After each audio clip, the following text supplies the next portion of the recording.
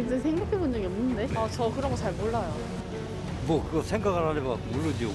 공약은 공약만 하고 잘 지켜준다는 생각은 안 드는데요.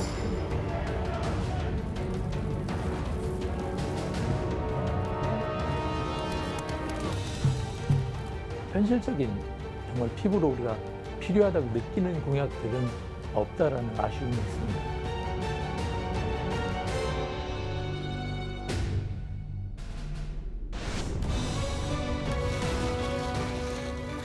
안포 까고 같이 막 붙어 있어.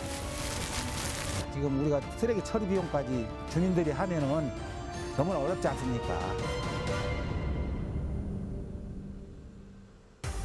농사 지을 때 꼭 필요한 영농자재. 그런데 이런 영농자재 가운데는 농사가 끝나면 폐기해야 하는 것들이 있습니다. 이 폐영농자재로 인해서 소가리를 하는 농민들이 우리 지역 금산에 있다고 하는군요. 어떤 사연인지 1월슈 이슈에서 찾아가 봅니다.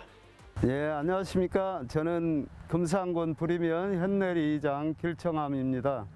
한 해 동안 땀 흘려 농사를 짓고 나면 폐비닐과 폐차광망 등 영농 부자재들이 많이 발생을 하는데요.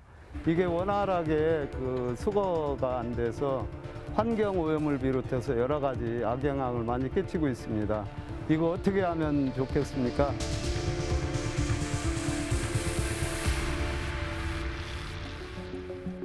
충청남도 금산군. 인삼의 고장답게 어느 마을이든 인삼밭을 쉽게 발견할 수 있는데요. 인삼을 키우는데 중요했던 검은 차광막이 최근 주민들의 골칫덩이가 되고 있습니다. 땅속에 아주 붙었네. 안포 까고 같이 막 붙어 있어. 논둑, 밭둑, 뭐 인삼 농사 지고 난 후 또 야산 같은데 좀 으슥한 데는 저런 쓰레기들이 많이 있는 걸로 제가 목격했습니다. 가을 거지 후 발생한 폐차광막 같은 영농 폐기물이 아무렇게나 방치돼 있다는 겁니다. 현재 영농 폐기물의 수거와 처리는 한국환경공단에서 관리하고 있는데요. 공단의 사업소를 통하면 수거 보상비를 지급하는 방식으로 운영되고 있습니다. 하지만 주민들은 수거 사업이 제한적이라 불만입니다. 지금 비닐이나 농약병은 돈을 주니까 수거를 잘 해가고 있습니다.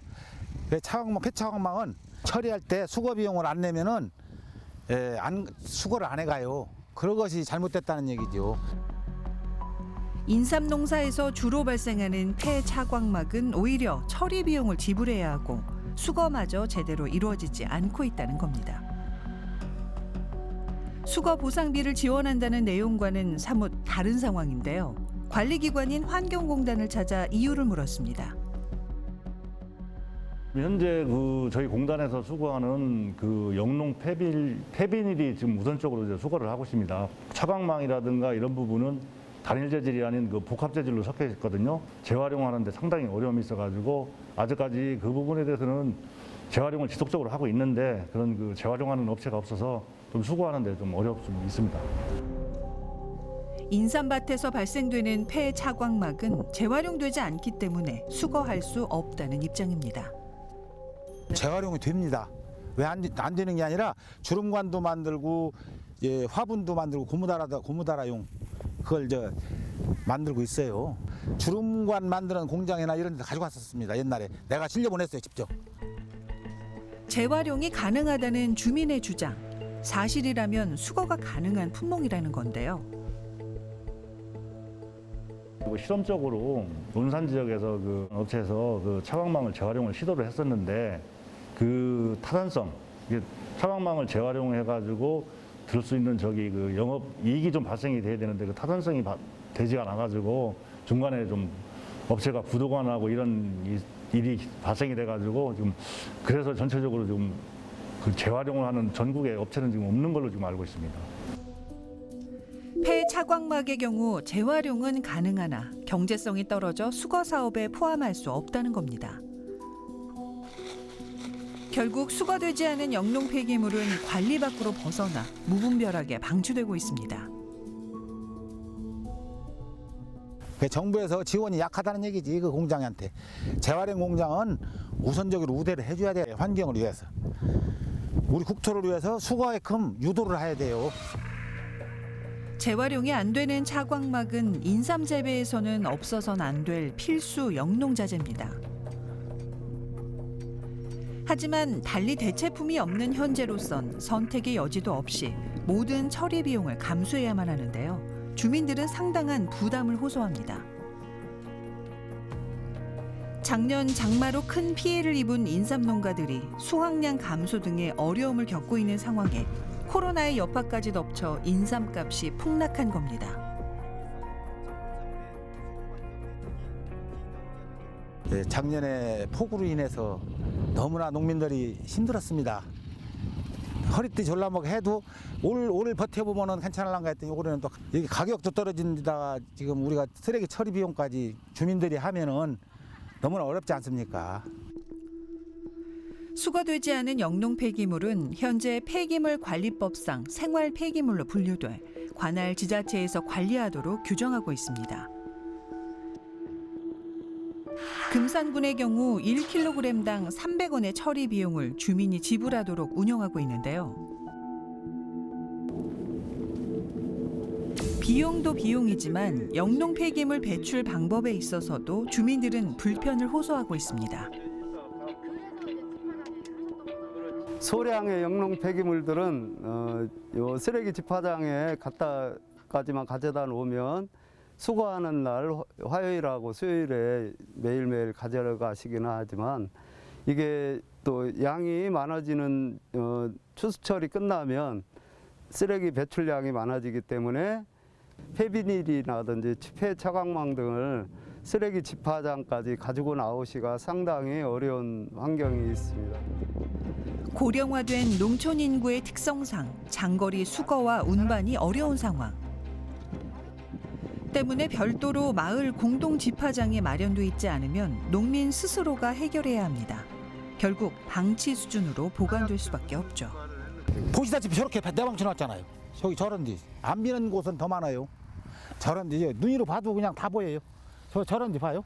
다 보이잖아요. 잠깐만 저기. 오랜 시간 적재된 영농 폐기물은 불법 소각되는 경우도 빈번히 발생했는데요. 이로 인해 대형 산불로 이어지기도 했습니다. 소각할 경우는 유해 화학물질이 발생이 되고요. 잘 썩지 않는데 주로 석유화학 제품이 많기 때문에 토양오염이나 수질오염을 일으킬 수가 있겠고요. 또 야생동물이 그걸 섭취했을 경우에는 또 생태계 파괴가 될 수 있고 바람이 불어서 또 하천에 유입되게 되면 비가 올 때 물길의 흐름을 방해하기 때문에 또 재난을 일으킬 수가 있습니다. 쓰레기는 많이 발생이 되는데 이게 수거 체계가 없다 보니까 계속 농촌 지역이 환경적인 문제가 발생하는 거죠. 결국 땅에 묻히든 태워지든 수거되지 못한 영농 폐기물은 환경에 악영향을 미치게 됩니다. 누가 간섭도 안 하고 놔두면은 이게 오염이 되잖아요. 100년이 가도 안 썩어요 이건. 관리 부재로 방치되고 있는 영농 폐기물. 공동 집화장에 있는 마을 18곳도 상황은 비슷합니다. 언제부터 적재된 건지 알 수 없는 영농 폐기물들이 공동 집화장 안에 가득 쌓여 있습니다. 폐비닐 수거를 일정 양이 돼야지 그 수거를 해가기 때문에요. 한동안 그 양이 될 때까지는 마을에서 미관도 해치면서 이렇게 지금 마을에 이렇게 보관돼 있는 상태거든요. 한국환경공단 논산수거사업소. 영농 폐기물이 재활용 업체로 운반되기 전 보관되는 공간으로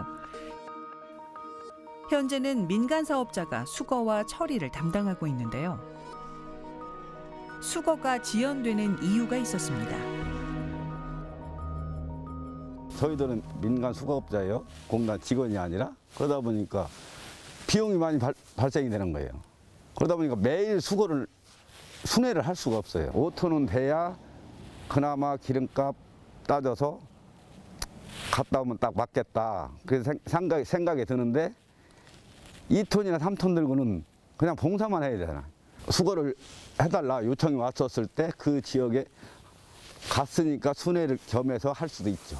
예, 그런 식으로 좀 하고 있는데 조금 아쉬운 점은 있죠, 사실은. 그런 부분은. 5톤을 기준으로 수거를 진행하다 보니 공동 집화장이 있어도 적재 기간이 길어질 수밖에 없는 겁니다. 상황이 이렇다 보니 폐기물 사이사이 생활 폐기물까지 쌓여가는데요. 영농 폐기물이 분리되지 않아 수거도 어려워지고 있습니다. 지금 보시는 것처럼 영농 폐기물 집화장, 마을 집화장인데 이렇게 무분별하게 쓰레기가 배출되고 있습니다. 폐기물 버리는, 제대로 올바로 버리는 교육 같은 것도 병행해서 진행을 해야지 이런 일이 없어질 거라고 생각을 합니다. 말 그대로 쓰레기장이 돼버린 마을 공동 집화장. 주민들은 공동 집화장의 체계적인 관리는 물론 부족한 인식 전환을 위한 교육과 홍보에 금산군이 적극적으로 나서주길 바라고 있습니다. 일단 기본적으로는 이제 그 신청하신 마을에서 이장님이 보통 관리를 하세요. 거기다 저 땅이 이제 마을 땅인 경우가 대부분이거든요. 이장 회의를 할 때 읍면에서 저희가 이제 읍면에 공물 시달을 해가지고 홍보물을 가지고 이장님들한테 이장 회의 때 홍보를 하는 사항인 거죠. 초고령 사회가 돼서 어르신들이 많이 계신 현실에서 마을 이장이 방송을 한두 번 한다고 그래서 그게 주민들한테 제대로 전달되지가 않기 때문에 관리 감독도 지속적으로 관심을 가지고 해주셔야지 이런 악순환이 지속되지 않을 거로 생각을 해요. 지속적인 홍보와 교육의 필요성은 수거사업소에 보관 중인 영농 폐기물의 상황을 통해서도 확인할 수 있는데요. 폐농약병과 비닐 사이사이 재활용 불가 폐기물을 쉽게 찾아볼 수 있습니다. 농약이라고 표기된 제품 외에는 수거 품목이 아님에도 영농 폐기물에 섞여 들어오고 있는 실정입니다. 방제를 할 때 농약도 하고 같이 영양제도 같이 줘요. 그러면 영양제병은 수거 대상이 아니라고 저는 지금 알고는 있는데 그럼 그건 어디다 버려야 됩니까? 영농 폐기물을 줄이는 게 급선무겠죠. 농민들도 최소화시키는 것이. 근데 필연적으로 발생할 수밖에 없는 구조라고 한다면 그것이 제대로 수거될 수 있도록 해야 되죠. 근데 지금 방식으로 제한적으로 품목을 수거한다든지 뭐 이렇게 해버리면 안 되고요. 수거 시스템이 아주 불편하게 돼 있어요. 부족하기도 하고. 제일 중요한 건 주민들의 인식이 개선되는 것도 중요하지만 현재 농촌의 상황을 좀 살펴봐서 영농 폐기물의 발생부터 처리하기까지 전체 개통도를 점검해서 정부가 지원할 것과 지자체가 지원할 것, 농민들이 해야 할 일들을 좀 구분해서 방안을 제시하는 것이 필요할 것 같습니다. 농업 현장에서 사용되는 농자재의 수만큼 다양하게 배출되는 영농 폐기물. 농촌에 쌓여가는 영농 폐기물을 바라보며 농민들의 수심이 깊어지고 있습니다. 농작업 후에 발생하는 폐비닐과 폐차광망 등을 비롯한 모든 농부산물들이 원활하게 수거될 수 있도록 저희 농민들도 열심히 노력하겠습니다. 관계되시는 분들께서도 우리 농민들의 고충을 이해하시고 함께 동참해 주시면 감사하겠습니다. 영농 폐기물로 인한 농촌의 환경 문제는 비단 어제 오늘의 얘기는 아닙니다. 오래전부터 지적되어 문제이지 않습니까? 네, 맞습니다. 40년도 넘은 일입니다. 1980년 농촌 지역의 폐비닐 무단 폐기로 환경 오염이 가중됐다는 문제가 대두되었는데요. 예. 그로 인해 농촌 지역의 환경 문제에 대한 인식을 다시 하게 됐습니다. 그러면서 영농 폐기물 전담 기구인 한국자원재생공사를 설립했습니다. 이후 정부에서는 영농 폐기물 수거 처리를 계속해서 추진해왔고요. 현재는 환경부 산하 기관인 한국환경공단에서 이 사업을 진행하고 있습니다. 예. 영농 폐기물을 전문적으로 처리하는 이 기관이 있음에도 불구하고 이런 일들이 계속해서 발생하는 이유는 어디에 있을까요? 예, 농촌에서 발생하는 영농 폐기물은 폐의 비닐하고 그리고 폐농약 용기 등이 대부분을 차지하고 있습니다. 폐 비닐만 하더라도 전국적으로 연간에 약 32만 톤이 발생을 하고요. 이 가운데 약 19%인 6만 톤은 수거가 되지 않고 있습니다. 예. 방치되거나 불법으로 소각이 되고 있는 건데요. 그러다 보니까 미세먼지가 발생하는 등 2차 환경 오염과 산불 발생의 위험이 있습니다. 예, 그러니까 뭐 영농 폐기물을 수거하고 처리는 하지만 그 품목이 제한적이어서 농민들은 상당히 지금 여러 가지 어려움을 겪고 있다 이런 호소인 것 같습니다. 네, 맞습니다. 한국환경공단에서는 영농 폐기물 중에서 자원으로 이용이 가능한 품목, 그러니까 영농 폐비닐이나 농약 용기에 한해서 수거를 하고 그 재활용을 진행을 하고 있습니다. 예. 하지만 현실적으로 농사를 지으면서 발생하는 그 영농 자재가 이 두 가지뿐만은 아닌 거잖아요. 예. 그러다 보니까 나머지 폐기물들을 수거가 이루어지지 않기 때문에 농민들의 고심이 깊어지고 있는 겁니다. 네, 사실상 수거가 이루어지지 않으면 농촌에서는 불법 소각 혹은 자연 방치를 하는 경우가 있는데요. 이럴 경우 당연히 환경오염으로 이어질 수밖에 없기 때문에 대책 마련이 시급한 상황입니다. 예, 그러면 이렇게 수거되지 않는 영농 폐기물 관리는 그러면 지자체에서 해야 되는 거 아닙니까? 네, 맞습니다. 폐기물관리법 제4조에 의해서 영농 폐기물은 생활 폐기물로 구분하고 있습니다.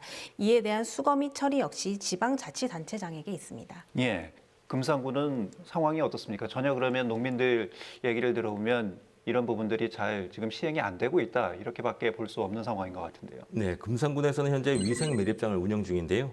이곳에서 처리를 할 경우에 킬로그램당 300원의 처리 비용이 발생을 하게 됩니다. 예. 이 금액은 당연히 이제 농민들의 몫이고요. 그런데 인삼밭 차각막의 경우는 사용 후에 부피가 처음보다 서너 배 증가를 한다든지 아니면 수분이 발생해서 그 무게가 상당히 늘어난다고 합니다. 그렇기 때문에 실질적으로 매립장에 이렇게 가져가고 운반하는 그런 발생량이 굉장히 적다고 상당히 문제로 지적이 되고 있습니다. 이런 문제를 좀 근본적으로 해결할 수 있는 방법은 없을까요? 자치단체에서 자체적으로 주민들에게 지원을 실시한 경우가 있는데요. 예. 지난 5월 충북 괴산에서는 영농 폐기물 수거 지원 등에 관한 조례를 제정해서 시행을 했습니다. 지난해 9월부터 실시한 연구 용역 결과를 토대로 했는데요.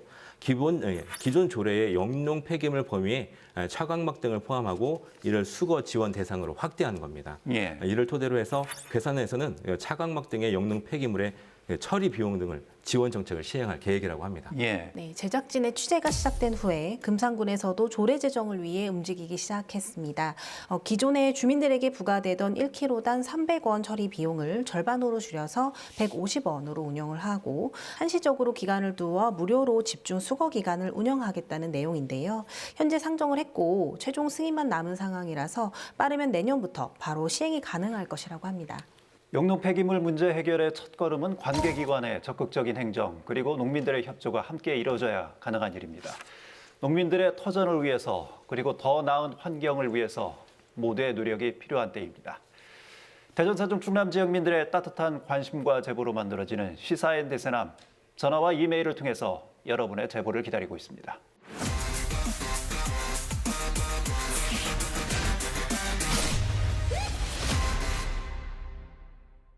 이제 대선까지 넉 달여의 시간이 남았습니다. 각 당 대선 후보들은 지역 유권자들의 표심을 얻기 위한 다양한 지역 관련 공약들을 쏟아내고 있지요. 하지만 실현 가능성에 대해서는 여전히 물음표가 남아있는 것도 사실입니다. 오늘 시민노포 불청객은 20대 대통령 후보들의 충청권 공약에 대해 살펴보겠습니다. 지난 11월 5일 국민의힘 경선을 끝으로 해서 내년 대선의 주요 대진표가 윤곽을 드러냈습니다.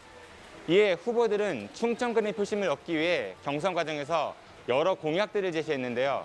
오늘 시민노포 불청객 시간에서 한번 점검해 보도록 하겠습니다. 기호 1번 이재명 후보가 제20대 대통령 후보로 선출되었음을 선포합니다. 3월 9일 반드시 승리하겠습니다. 그리고 2달 후 대통령 취임식장에 존경하는 문재인 대통령님과 함께 굳게 손잡고 서겠습니다. 최고 득표를 기록한 윤석열 후보가 선출되었음을 선포합니다. 어떠한 정치 공작도 저를 무너뜨릴 수 없습니다. 어떠한 정치 공작도 국민의 정권 교체에 대한 열망을 무너뜨릴 수 없습니다. 최종 대선 후보 선출, 각 정당에선 축제 분위기를 한참 띄우는데요. 그럼 시민들은 이에 대해 어떤 반응을 보일까요? 이번에 여야 대선 후보들이 결정이 됐잖아요. 저 그런 거 몰라요. 근데 생각해 본 적이 없는데. 생각도 안 해봤어요. 저 그런 거 잘 몰라요. 뭐 그거 생각을 안 해봤고 모르지요 뭐. 모르겠어요. 저 그거 관심이 없어가지고 다른 분한테 물어보시는 게 좋을 것 같아요. 감사합니다.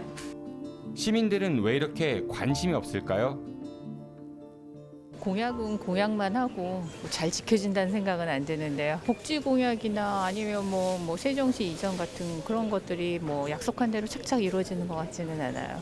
그동안 이제 다양한 후보들이 이제 지역 문화예술계를 위한 공약이나 이제 정책들을 제시를 하긴 했지만 실제 우리가 느끼기에는 좀 거리감이 있는 부분들이 많이 있었거든요. 여러 대통령들이 그 과학기술 육성이라든지 그다음에 벤처기업의 활성화에 대해서 많은 공약들도 있었고 이제 허울 좋은 공약들이 되게 많았어요. 공평할 공, 맹세할 약, 공약. 공직선거 입후보자나 정당이 유권자에게 행하는 공적인 약속을 공약이라고 합니다. 그리고 선거철이 다가오면 후보들은 어김없이 공약이라는 이름으로 많은 약속을 쏟아냅니다. 표심을 공략한 후보들의 공약. 유권자인 국민들 그 약속의 진정성을 믿으면서 소중한 한 표를 행사합니다. 하지만 그 결과 아쉽기만 합니다. 처음 마음과는 달리 또 처음 약속과는 달리 제대로 지켜지지 않는 경우도 많기 때문이죠. 실제로 문재인 대통령도 대선 후보 시절 충청권을 향해 여러 공약들을 내놓았지만 지금까지 제대로 지켜지지 않은 것들도 많습니다. 네, 저는 지금 대전 유성구에 있는 대전교도소 앞에 나와 있습니다. 지난 19대 대선 때 문재인 대통령을 비롯해서 여러 대선 후보들 이 대전교도소 이전을 약속했었는데요. 하지만 여전히 이 자리에 있습니다. 이렇게 제때 지켜지지 않는 대선 공약들, 그래서 많은 시민들의 신뢰도도 그만큼 떨어지는 것 같습니다.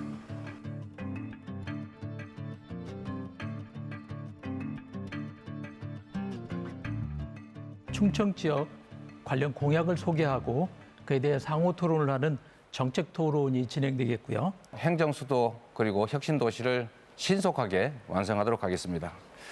세종시에 제2대통령 집무실을 설치하고 또 국회의사당이 조속하게 세종에 이전할 수 있도록 하겠습니다.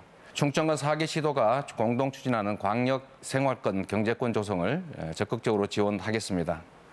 물론 여기에 가장 핵심적인 요소인 철도, 도로 같은 기반 시설을 확실하게 확보하고 거기에 더해서 지역 경쟁력이 가능하도록 첨단 산업 벨트를 조성하겠습니다.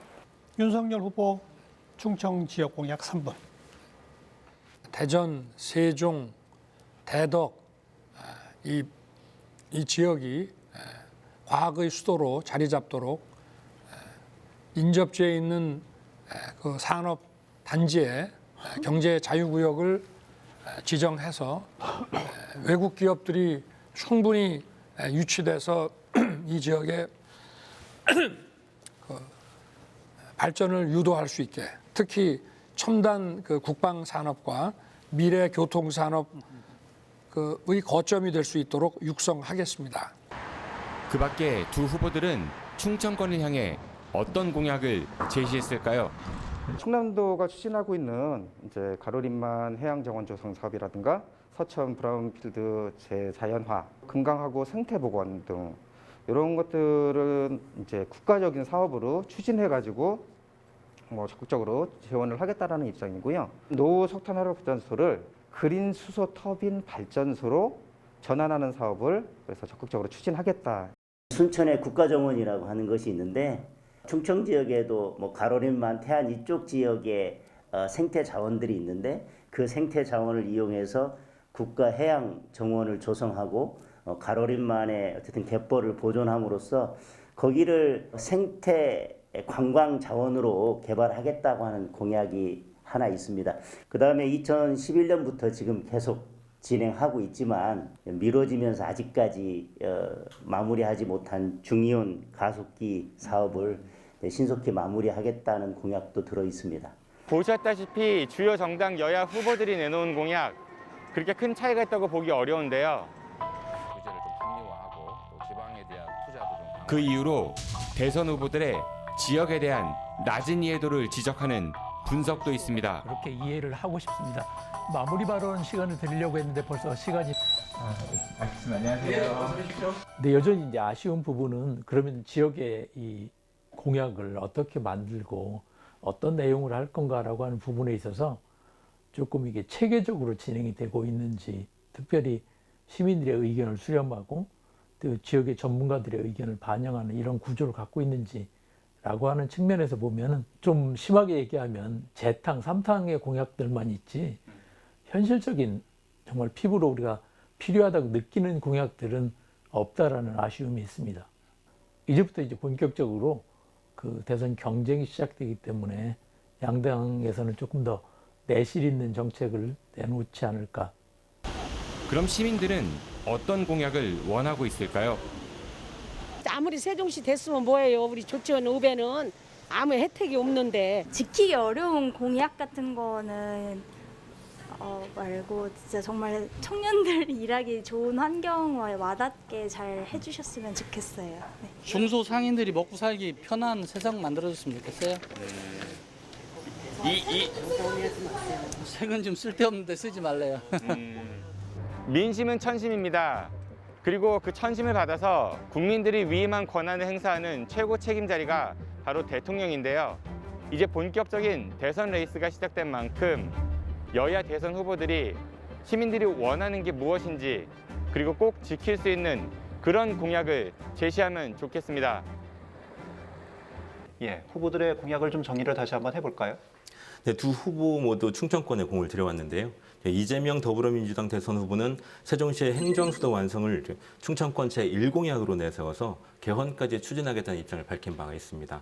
또 충청권 광역철도와 첨단 산업벨트, 그리고 메가시티 조성 사업과 함께 석탄 시멘트 산업의 탄소 중립 전환과 2027년 하계 유니버시아드 충청권 유치 등을 충청권 7대 공약으로 내놨습니다. 네, 윤석열 국민의힘 대선 후보의 경우는 오는 2027년까지 국회 세종의사당 개헌을 지원하고 세종시에 대통령 제2집무실을 설치하겠다면서 대전 세종 인접지에 있는 6곳의 산업단지를 경제자유구역으로 지정하겠다는 비전도 제시했습니다.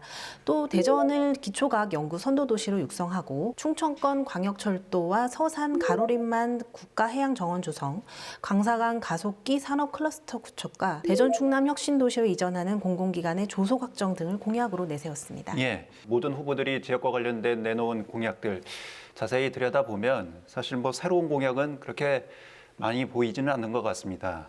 이미 이제 진행 중인 사업도 있고 또 재탕인 사업도 있다라는 평가도 있지 않습니까? 네, 그렇습니다. 지킬 의지가 약한 재탕 공약이 질비하다는 것이 많은 전문가들의 지적인데요. 때문에 본선에 진출한 만큼 실현 가능한 충청 맞춤형 공약을 꺼내 보여야 한다는 주민들이 있습니다. 예, 경선을 하면서 또 우리 당에 후보로 참여하셨던 많은 또 후보들이 또 계시잖아요. 그분들의 또 좋은 공약들도 있거든요. 그런 것들을 녹여서 이제 새로운 이제 또 좋은 공약들을 국민 앞에 또 내놓도록 이렇게 하도록 하겠습니다. 본선 경선 과정에서는 시민들에게 그리고 우리 충청권에게 실질적으로 도움이 될 수 있는 구체적인 공약들을 발표하고 마련하실 것이라고 생각합니다. 사실 공약에 대한 시민들의 신뢰도 상당히 낮은 것도 현실이지 않습니까? 예, 이번 취재를 통해서도 나왔지만 대부분의 대선 공약 자체를 이행하지 않는 공약, 그러니까 꼭 지켜지지 않아도 된다라는 인식을 좀 깔고 있는 게 아닌가 이런 생각을 좀 해보게 되는데요. 예. 특히나 이제 우리 청년들 같은 경우에는 그 피부로 와닿지 않거나 또는 이제 현실적이지 못한 이런 공약들을 계속해서 접하다 보니까 반감을 넘어서서 정치 혐오라든지 이런 데까지 좀 이어지고 있는 건 아닌가 이런 생각을 좀 해봤습니다. 예. 예, 저도 사면 속에서 그 지키지 못할 공약은 하지 말아달라, 피부에 와닿는 정책을 펼쳐달라 이런 이야기들이 계속 맴돌았는데요. 물론 대통령이 특정 지역에 대해 직접 챙기는 것은 불가능하거니와 해서도 안 되는 일이지만 최소한 지역의 정서가 어떤 것이며 지역민이 무엇을 원하는지 또 각 연령층마다 실질적으로 필요한 것이 무엇인지 정도는 제대로 파악하는 그런 공약이 만들어져야 하지 않을까 싶습니다. 출발 대선 주자들 이제 본격적인 대선 체제를 갖추고 국민들에게 각종 공약을 내놓으면서 민심 얻기에 나선 상황이죠. 진정 국민을 위한 것이 무엇인지를 살피는 진정성을 갖고 대선에 임할 수 있기를 기대해 봅니다.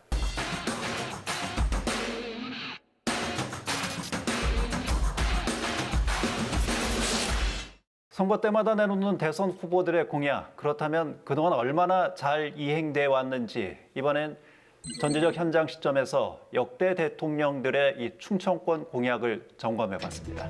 반드시 승리할 것입니다, 여러분. 대선 후보들이 각 지역의 표심을 얻기 위해 내건 매력적인 공약들. 대통령 당선 뒤 공약은 지켜졌을까요?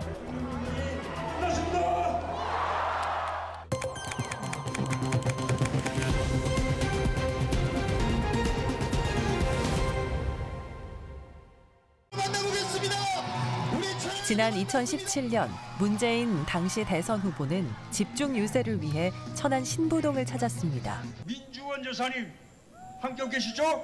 서산에서 시작해서 천안 거쳐 울진까지 연결되는 중부권 동서횡단철도 우리 천안 시민들의 수건 사업이죠? 우리 구본영 시장님이 볼 때마다 말씀하셔서 국회 토론회에서 제가 약속드리고 또 제 공약집에 딱 넣어놨습니다. 중부권 동서횡단 철도 사업은 지방도시 소멸과 지역 양극화를 막기 위한 교통 인프라 정책입니다. 충남 서산에서 경북 울진까지 동서를 연결하는 철도로 지역 특화 산업 발전과 일자리 창출, 관광단지 개발 등 충남권의 표심을 움직였던 대표 공약이었습니다. 중부권 동서횡단철도 사업이 제대로 이행되고 있는지 철도 노선에 속하는 천안시를 찾아가 봤는데요. 여기 들어서야 할 장소엔 공약 이행을 촉구하는 현수막뿐입니다. 기대했던 주민들은 아쉬움을 감추지 못하고 있습니다. 천안에 오셔서 하실 때도 꼭 말씀하셨고 또 저희 청수동 입장에서는 청수역이 또 생긴다는 기대감이 컸었거든요. 시민들은 공약을 믿고 그래서 한 표를 드린 건데 그것이 이렇게 방영이 안 되고 지켜지지 않는다면 우리 시민의 한 사람으로서는 어떤 분을 믿고 어떤 데에 찍어야 되는 건지 너무나도 가슴 아픈 일이라고 생각합니다. 왜 공약 발표 후 4년 동안 진척 없이 지지부진한지 천안시에 물었습니다. 국가 계획을 이렇게 수립할 시 어떤 과대한 어떤 경제성 논리에 의해서 사업이 선정되는 걸로 보여지고 있습니다. 대도시 중심의 어떤 인프라 구축이 주가 이루고 인구가 감소되는 지역에 어떤 사업이 추진되지 않은 부분에 대해서는 경제적인 어떤 논리에 의해서 신규 사업으로 반영되지 않고 추가 검토 사업으로 반영되지 않았는가라고 보고 있습니다. 5년마다 수립되는 국가 철도망 구축 계획 중 신규 사업은 예비 타당성 조사 및 면제로 분류해 추진 가능한 사업을 말합니다. 반면 추가 검토 사업은 장래 여건 변화 등에 따라 추진 검토가 필요한 후보 사업입니다. 올해 발표한 제4차 국가철도망 구축 계획에 따르면 중부권 동서횡단선은 추가 검토 사업으로 선정돼 신규 사업에 포함되지 못했습니다. 그럼 이제 이 계획이 앞으로 진행이 안 될 수도 있는 건가요? 아니면 어떻게 되는 건가요? 이 사업이 4차 국가철도망 구축 계획에 반영됐다, 안 됐다고 해서 접을 사업이 아니고 국가 균형 발전의 측면에서 놓고 볼 때 반드시 필요한 사업이기 때문에 차기 정부의 어떤 공약으로 반영될 수 있도록 또 저희 천안시를 비롯한 12개 시군 시장군수가 함께 힘을 모을 어떤 계획을 가지고 있습니다. 이 정권에서 꼭 지켜주시지 못한다면 다음 정권에 꼭 필히 반드시 반영해 주시기를 기대하겠습니다. 저도 여러분과 약속한 것을 반드시 지키겠습니다. 저의 모든 것을 바쳐서 반드시 보답하겠습니다. 충남을 살리겠습니다. 지역 발전의 염원을 담은 대선 공약. 그 약속은 국민의 열렬한 지지로 이어집니다. 대덕은 물론 대구, 광주 연구개발 특구가 그물망처럼 서로 연결되고 협력해야 합니다. 과학 비즈니스 벨트 거점 지구 차질 없이 진행되도록 부지 매입을 국고로 지원해서 조기에 시행하겠습니다. 과학벨트 당초 사업 취지대로 제대로 발전시키겠다는 확실한 약속을 대전 시민 여러분들께 드립니다. 이명박 정권부터 현 정권까지 충청권 핵심 공약으로 오른 국제과학 비즈니스 벨트. 대규모 연구 환경 조성을 통해 지역은 물론 국가 성장을 이룬다는 내용을 담고 있는데요. 그중 핵심 사업인 중이온 가속기는 새로운 희귀 동위 원소를 검출하는 시설입니다. 기초과학 연구는 물론 산업 소재 개발, 암 치료 연구 등에 널리 사용됩니다. 이를 통해 대전 충청에 대규모 시너지 효과를 불러올 것으로 기대를 모았습니다. 국제과학 비즈니스 벨트를 충청권의 주요 공약으로 내걸었던 이명박 대통령의 당선과 함께 사업은 급물살을 탈 것으로 보였습니다. 대통령으로서의 직책을 성실히 수행할 것을 국민 앞에 엄숙히 선서합니다. 하지만 사업은 예상 밖으로 흘러갔습니다. 공약집이 있는 건 아닙니다. 내가 이제 선거 유세에 이제 충청도 가서 이야기했으니까 표 얻으려고 좀 내가 좀 관심이 많았겠죠. 먹고 튀는 이런 먹튀 정권이 이명박권, 야바이 정권, 이명박 정권을 규탄합시다. 당시 발언으로 충청권의 강한 반발과 함께 지자체 간의 유치 경쟁이 일어나면서 갈등이 빚어졌고 당선 3년 후인 2011년 4월에서야 본격 논의에 들어갔습니다. 같은 해 5월 최종 입지를 대전 대덕지구로 확정하고 기본 계획을 수립했으나 중이온 가속기 부지 매입비 분담 문제로 기본 계획이 2차례나 변경됩니다. 그리고 2015년엔 사업 완료 기한을 2017년에서 2021년으로 연기하게 됩니다. 과학벨트의 핵심 시설 중이온 가속기. 하지만 13년을 기다려온 사업의 끝이 심상치 않습니다. 한국형 중이온 가속기 라온이 모습을 드러냈습니다. 그런데 그동안 추진 계획을 3차례 변경하며 결국 올해 말 구축 완료가 목표였던 사업 일정을 맞추기가 어려워진 상황인데요. 중이온 가속기가 성공적으로 완공될 수 있을지 우려가 높습니다. 완공이 어렵게 되면서 이 일정도 또 미뤄지게 됐습니다. 단군 이래 최대 규모 기초과학 사업이라 부르며 약 1조 5천억 원의 예산이 투입된 중이온 가속기. 여전히 완공되지 못한 이유는 무엇인지 그 현장을 직접 찾아가 봤습니다.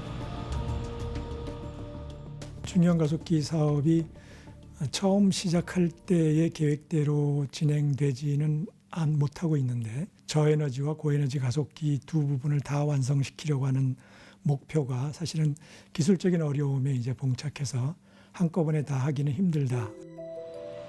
10여 년에 걸친 사업 기간, 계속되는 기본 계획 변경.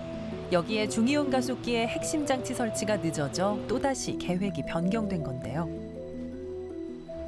이런 규모의 큰 사업을 초기에 충분한 그런 계획을 좀 가지고 시작을 했으면 훨씬 더 정확하게 기간과 예산을 산정할 수 있었을 건데 그렇지 못한 그 측면도 틀림없이 있었을 거고요.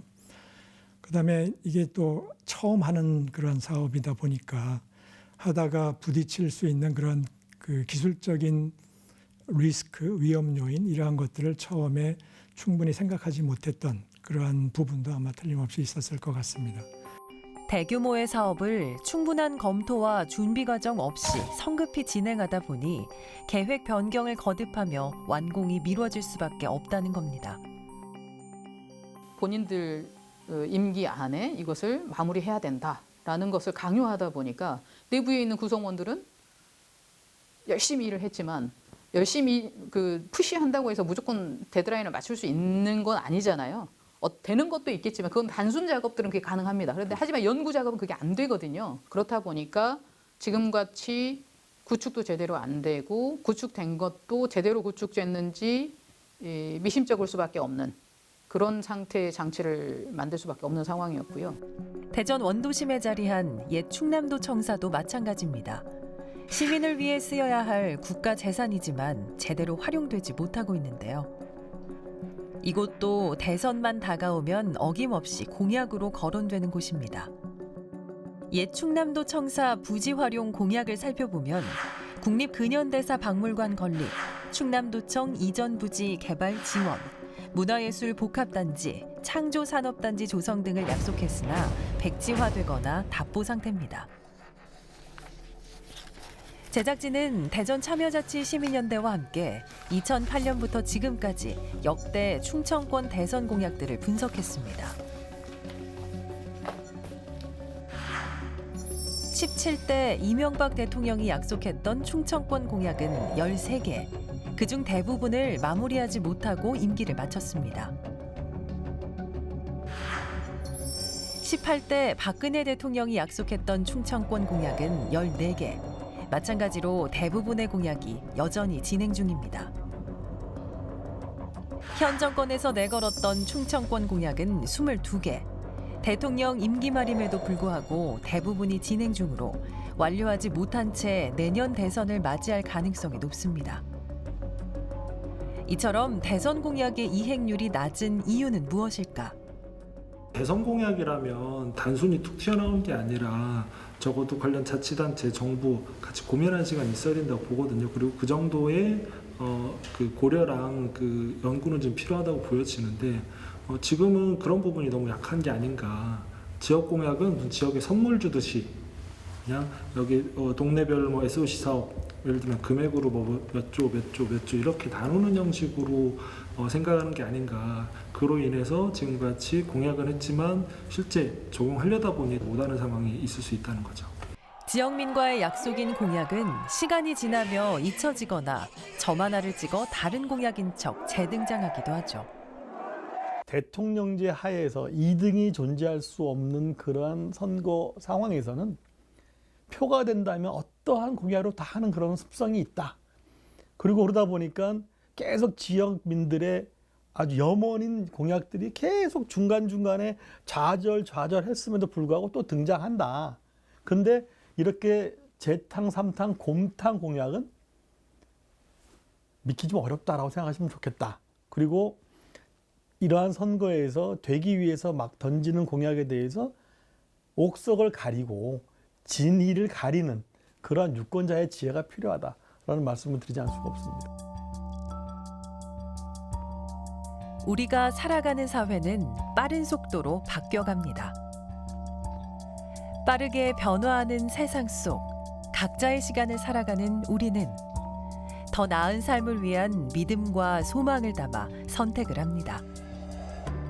제가 이번이 첫 대선 투표인데 지금까지 대통령들이 공약 이행을 잘 안 했다고 들었어요. 그래서 이번에 나온 후보자님들은 공약 이행을 잘 해주셨으면 좋겠습니다. 우리의 소중한 한 표, 의미 있는 변화를 이끌어낼 선택입니다. 표가 된다면 어떤 공약도 괜찮다라는 이런 정치권의 인식이 이런 현실을 계속해서 반복되게 하는 것이 아닌가 이런 씁쓸한 생각이 듭니다. 네, 일부 전문가들은 이 문제를 두고요. 대선이 연임제가 아니라 단임제이기 때문에 이런 현상이 좀 일어나고 있다 이렇게 분석을 내놓기도 하는데요. 예. 당선된 이후에도 계속해서 공약에 대해 책임을 지고 또 시행을 하지 않아도 되기 때문에 책임지지 못할 과장된 공약들을 앞세워서 표심 얻기에 급급한 공약들이 이제 쏟아지고 있다 이런 분석들입니다. 네, 여기에 충청을 얻는 자가 승리한다라는 말이 있을 정도로 충청권은 역대 대선 때마다 당락을 결정짓는 캐스팅 보트 역할을 해왔습니다. 그러다 보니 대선 때마다 각 정당에선 충청권 민심을 잡기 위해 앞다퉈서 혁신적인 공약들을 내세우며 기대감을 상승시키는 거죠. 예, 그러니까 뭐 실현 가능성은 전혀 고려되지 않고 그저 표심을 자극하기 위한 이런 공약들만 남발되는 것이 아닌가 이런 생각이 들 수밖에 없습니다. 네, 화면에서 소개된 공약 외에도 이명박 전 대통령 때는 세종시 공약을 뒤집었던 것이 충청권의 국민들에게는 가장 큰 충격이었습니다. 2007년 11월 이명박 당시 한나라당 대통령 후보는 세종시를 계획대로 건설하겠다라고 하면서 세종시의 건설을 굳게 약속했었습니다. 그러나 2년 후 정운찬 국무총리의 세종시 수정안 추진으로 사실상 행정도시 건설은 백지화가 될 위기를 맞기도 했었습니다. 같은 해에 이명박 전 대통령은 정치적으로 손해를 보더라도 세종시 원안 추진은 불가하다 이런 입장을 밝히면서 국민들의 원성을 사기도 했었는데요. 예. 결국 우여곡절 끝에 세종시가 출범을 하기는 했지만 충청권의 민심을 크게 흔들었던 그 대선 공약이니만큼 그 손바닥 뒤집듯이 백지화를 시켰다는 부분에 있어서 충청권들이 아주 많이 공분을 샀었습니다. 예. 박근혜 전 대통령의 경우는 어떻습니까? 박근혜 전 대통령의 경우에도 충청권에만 약 7개가 넘는 건설 사업을 추진하겠다 이렇게 공약을 했었는데요. 대전시의 경우 철도, 문화, 메카 육성 사업을 지원하겠다는 공약은 역세권 개발과 맞물리면서 답보 상태에 그치고 있고요. 도시철도 2호선 조기 착공은 예비 타당성 조사를 마무리하지 못한 채 임기를 마쳐야 했습니다. 또 이 밖에 동서 5축 고속도로 건설 추진은 추가 검토 사업으로 분류되면서 표류하게 됐습니다. 네, 도시철도 2호선 트램 건설 조기 착공 지원은 현 정권까지 이어져 온 공약입니다. 예타 면제 대상 사업으로 확정되면서 속도를 내는 듯 했지만 기종이 노면 전차로 변경되면서 착공 시기가 늦춰지게 되었고요. 2027년 개통을 목표로 계획하고 있는 상황입니다. 다가오는 대선 이런 일들이 되풀이되지 않기 위해서는 무엇보다도 유권자들의 현명한 판단이 있어야 될 것 같습니다. 네, 맞습니다. 사실 투표 전 유권자들은 대선 공약을 파악하고 가능성이 있는 공약인지를 구별하는 눈이 필요하다는 이야기를 많이 하죠. 하지만 정치 혐오에 기반해 재미없는 정책보다는 흥미 위주의 내용에 관심을 기울이는 경우가 많은 것이 현실입니다. 네, 아무래도 어느 후보가 SNS에 이런 사진을 올렸더라 또는 뭐 누가 이런 어떤 그 실언을 했더라 예. 뭐 이런 보도에 대해서 이제 저희 유권자라든지 독자들이 관심을 많이 갖다 보니까 일부 언론에서는 정책에 대해서 분석하고 뭐 평가하기보다는 정쟁 위주의 보도를 하는 경우가 많아지고 있는 거잖아요. 예. 공약에 대한 이해보다는 이제 인기 투표로 전략을 시켰다 이런 비판을 좀 받고 있는 거죠. 정책은 없고 그래서 정쟁만 남은 우리 정치의 현실을 씁쓸한 모습을 지금 보여주고 있는 것이 아니냐 이런 비판의 목소리가 많습니다. 그래서 언론의 역할이 중요한 거 아니겠습니까? 예, 그렇습니다. 그래서 저 같은 그 언론에서도 공약에 대한 정보를 정확하게 전달해야 되는 그 노력이 필요하죠. 그리고 구체적인 계획이나 목표 없이 표심 얻기용 공약이 나오지 않게 하기 위해서는 전 정부의 공약을 평가하는 노력도 필요하다고 생각합니다. 네, 첫 단추를 잘 끼우는 것도 중요해 보입니다. 시작부터 공약을 만들 때 지역 여야가 공식적인 협상 테이블을 만들어서 지역에 어떤 공약이 필요한지 논의하고 협의할 필요가 있다고 봅니다. 시민도 적극적으로 참여하도록 해서 모두의 의견을 수렴하는 제도를 만든다면 그러면 더욱 의미 있는 공약이 나오지 않을까 싶습니다. 그렇게 되면 시민들의 관심도 자연스럽게 높아질 거고요. 약속은 그렇게 가벼운 단어가 아닙니다. 하물며 한 나라의 대통령이 되겠다는 사람들의 약속은 그저 립 서비스 정도로 치부할 수 없는 무거운 정치적 책임이 뒤따릅니다. 그것은 그 약속이 유권자들의 마음과 지지를 대가로 하기 때문이지요. 약속을 지키는 최선의 방법은 약속을 하지 않는 것이다 라는 나폴레옹의 유명한 말처럼 지키지 못할 공약이라면 차라리 하지 않는 것이 더 나을지도 모르겠습니다. 그래야 최소한 거짓말쟁이라는 비판은 듣지 않습니다. 시사인 대사랑 다음 시간에 뵙겠습니다.